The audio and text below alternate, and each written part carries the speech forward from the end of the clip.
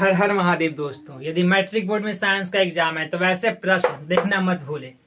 ये प्रश्न पक्का एग्जाम में करेगा, क्योंकि इसके 2 वर्ष पहले ये प्रश्न किया गया था। ये जो है फिजिक्स का प्रश्न है। देखते हैं हम। वक्रता त्रिज्या तथा फोकस दूरी में क्या संबंध है, सत्यापित करें। और यही प्रश्न अदर तरीके से पूछता है, साबित करें कि वक्रता त्रिज्या फोकस दूरी के दुगना होता है, अर्थात r बराबर 2f या f बराबर r/2। ये हमें प्रूफ करना है। लोगों को बहुत हार्ड लगता है इसे साबित करना, परंतु अगर इसे अच्छे तरीका से समझो तो बहुत ही आसान है। ज्यादा कुछ हार्ड नहीं है। थोड़ा सा एक बार 2 मिनट समझ कर देखो।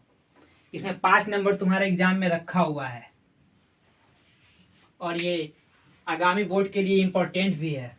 चलो देखते हैं किस तरह से इसे साबित किया जाता है, समझेंगे। सबसे पहले हम एक mm' अवतल दर्पण ले लेते हैं।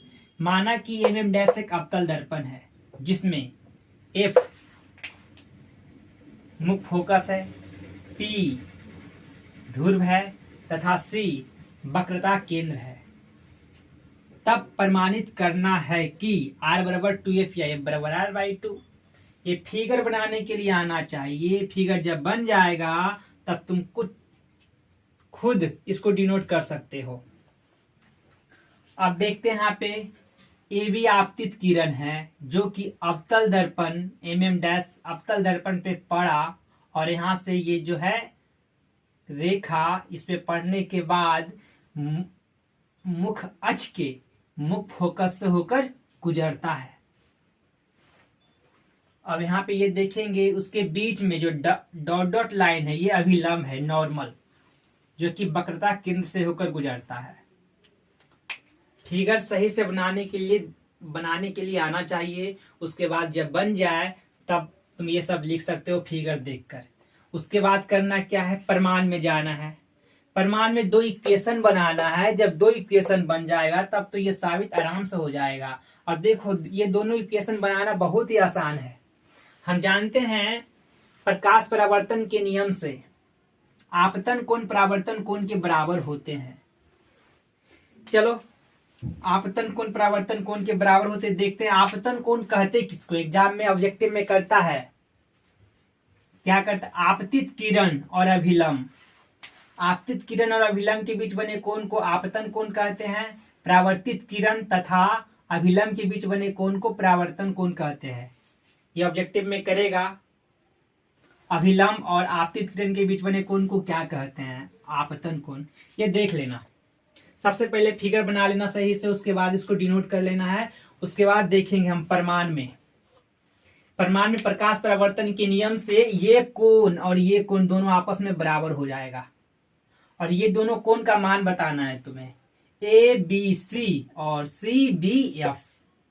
प्रकाश परावर्तन के नियम से कोण ABC इक्वल टू कोण CBF, इक्वेशन 1। पुनः सेकेंड चलेंगे हम। PC भुजा, PC वक्रता त्रिज्या, ये मुख्य अक्ष है। PC वक्रता त्रिज्या भी है, मुख्य अक्ष भी है। ये यहाँ पे देखेंगे इसके समांतर एक रेखा खींची गई है AB।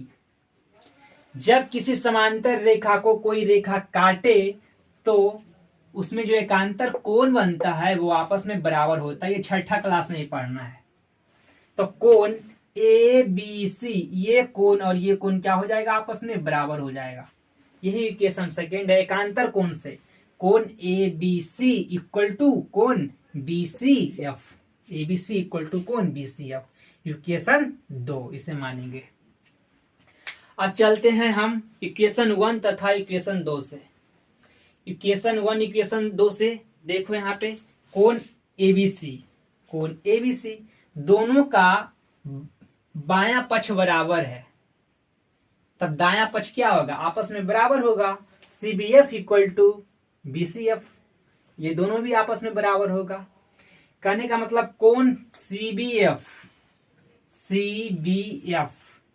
ये कोण और BCF ये कोण, ये दोनों कोण आपस में क्या हो गया, बराबर हो गया। हम जानते हैं किसी त्रिभुज में यदि दो कोण बराबर हो तो बराबर कोण के सामने वाली भुजा आपस में बराबर होता है। BCF एक त्रिभुज है, इसमें दो कोण बराबर हो गए तो इसके सामने वाली कौन सा भुजा होगा? BF। और इस कोण के सामने वाली भुजा कौन सा होगा? CF। ये दोनों भुजा क्या होगा? आपस में बराबर होगा। CF equal to BF। ठीक है। अब यहाँ पे ये देखना है, ये B है, B पॉइंट, अगर ये भुजा नीचे आता तब यहाँ पे आता। चलो यहाँ पे देख लिया हमने, CF इक्वल टू BF। ठीक है। B अगर नीचे आता तो B जो पॉइंट है P के काफी नजदीक है।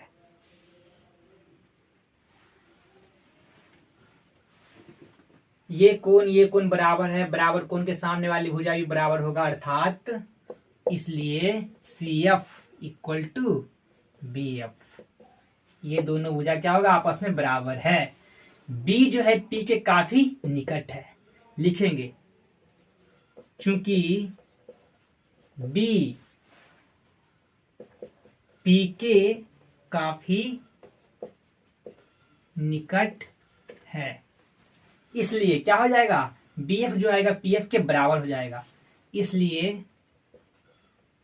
BF equal to PF equal to, यहां पर PF का मान क्या है? PF फोकस है, ये ध्रुव है, ध्रुव तथा फोकस के बीच की दूरी को फोकस दूरी कहते हैं, जिसे स्मॉल f से सूचित किया जाता है। और ये वक्रता केंद्र है, ध्रुव तथा वक्रता केंद्र के बीच की दूरी को वक्रता त्रिज्या कहते हैं, जिसे कैपिटल R से सूचित करते हैं। अब यहाँ पर हम पहले देखा, ये डिस्टेंस और ये डिस्टेंस तीनों बराबर है ना, तब ये डिस्टेंस और ये डिस्टेंस दोनों भी बराबर होंगे। जब ये डिस्टेंस बराबर होंगे, अब PF जो है स्मॉल f फोकस दूरी है, तो ये टोटल का आधा होगा। इतना डिस्टेंस जो है ये टोटल का क्या होगा? आधा होगा। तो हम लिख सकते हैं PF बराबर टोटल का आधा, मतलब PC/2। इतना बराबर PC/2, वही है PF बराबर PC/2। अब यहाँ PC वक्रता त्रिज्या को क्या चीज से डिनोट करते हैं? कैपिटल R से, है ना। और PF को क्या चीज से डिनोट करते हैं? स्मॉल f से। ये टोटल डिस्टेंस को यहाँ से यहाँ तक की डिस्टेंस को हम कैपिटल R से डिनोट करते हैं। चलो PF का मान हो गया f और PC का मान हो गया R, ये 2। एक तो साबित हो गया f बराबर R/2 या f बराबर R/2, अर्थात फोकस दूरी जो होता है वक्रता त्रिज्या के आधा होता है। इसे क्रॉस मल्टीप्लीकेशन करते हैं तब क्या हो जाएगा? इसलिए R बराबर 2f साबित हो गया। ये बहुत हार्ड लग रहा था, कुछ हार्ड नहीं है। फिगर बना लो, ये सब डिनोट कर दो, इक्वेशन 1 इक्वेशन 2 बना लो, बस साबित हो गया। PF बराबर PC/2, F बराबर R/2, R बराबर 2f। इसे अच्छे तरीका से एग्जाम सेंटर में जाने से पहले देख ले, 5 नंबर तुम्हारा रखा हुआ है।